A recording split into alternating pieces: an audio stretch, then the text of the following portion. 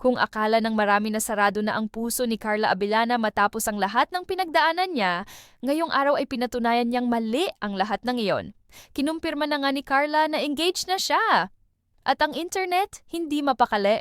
Sino ang fiancé? Paano nagsimula ang love story? At bakit sobrang nagiging emotional ang fans matapos itong malaman? Yan ang pag-uusapan natin ngayon. Marami ang nagulat, marami ang natuwa, pero halos lahat ay nagulat nang ibinahagi ni Carla Abellana ang balita ng kanyang bagong engagement. Isang simple, ngunit heartfelt na kumpirmasyon mula mismo kay Carla ang nagpasabog sa social media. Hindi ito grand announcement, walang bonggang paandar, pero sapat ang bawat salita para punuin ng kilig ang buong showbiz community. Sa mga hindi nakakasubaybay kay Carla nitong mga nakaraang taon, marami siyang pinagdadaanan. Mula sa past relationship issues hanggang sa personal growth na pinag-usapan online. Maraming sumubaybay sa healing journey niya, kung paano siya unti-unting bumangon, nag-reinvent ng sarili, at nag-focus ulit sa career at well-being niya.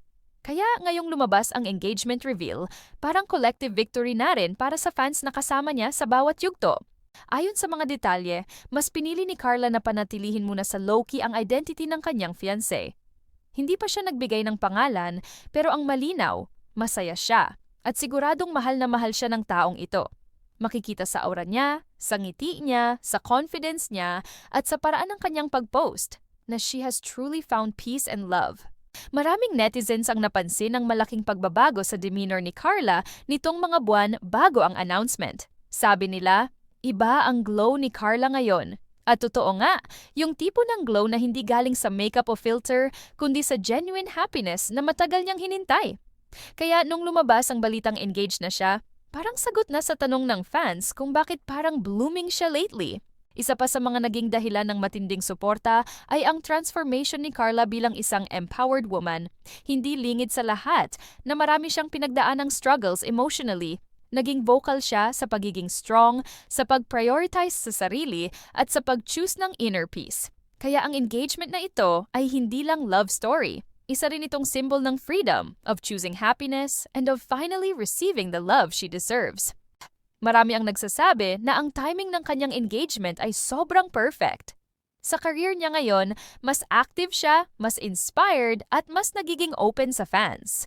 Kaya hindi rin malayong mas maging colorful ang journey niya bilang artista at bilang isang babae.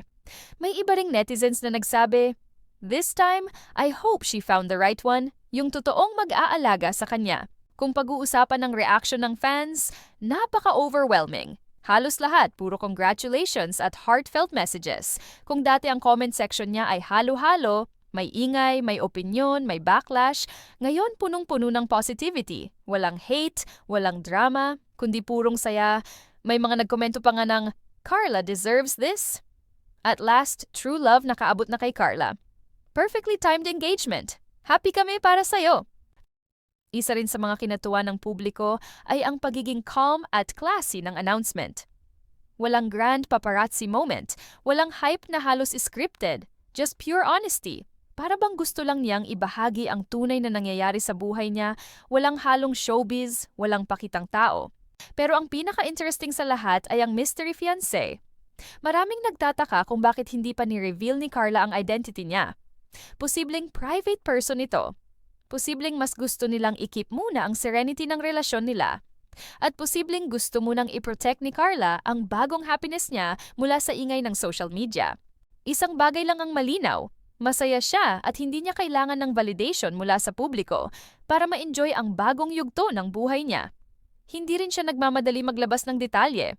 At tama naman, ang mga ganitong moments ay hindi minamadali, hindi minamadaling i-broadcast, at hindi dapat pilitin. Kung matatandaan, ilang beses nang nag-viral si Carla dahil sa maturity niya pagdating sa mga interviews tungkol sa past issues. Lagi niyang sinasagot ng may grace, may dignity, at hindi kailanman nagpapadala sa negativity. Kaya ngayong nagpasya siya na muling magmahal at magtiwala, talagang marami ang humanga. Kasi hindi madali yon. At hindi rin lahat kayang tumayo ulit ng ganyan ka-strong. Sa ngayon, maraming fans ang nag-aabang kung kailan ipapakita ni Carla ang engagement ring ng mas close-up o kung kailan niya ipakikilala ang fiancé. Pero mukhang hindi pa niya minamadali. And honestly, that makes the story more meaningful. Minsan, mas masarap ang mga bagay kapag hindi minadali at hindi pinilit. Pero ano ang kasunod nito? Wedding plans, prenup shoots, engagement party? Sa ngayon, wala pang kahit anong hint. Pero ang sure, fans will be rooting for her all the way. At kung sakaling dumating na ang big reveal, siguradong magiging viral yon. For now, isa lang ang masasabing malinaw.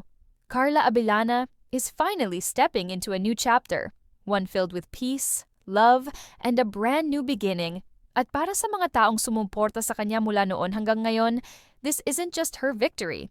This is everyone's victory who believed in her healing, her comeback, and her right to the happily ever after she deserves. Kung ikaw ay fan ni Carla, siguradong ramdam mo rin yung saya. And if this is any indication of her future, mukhang this time, the universe finally aligned for her.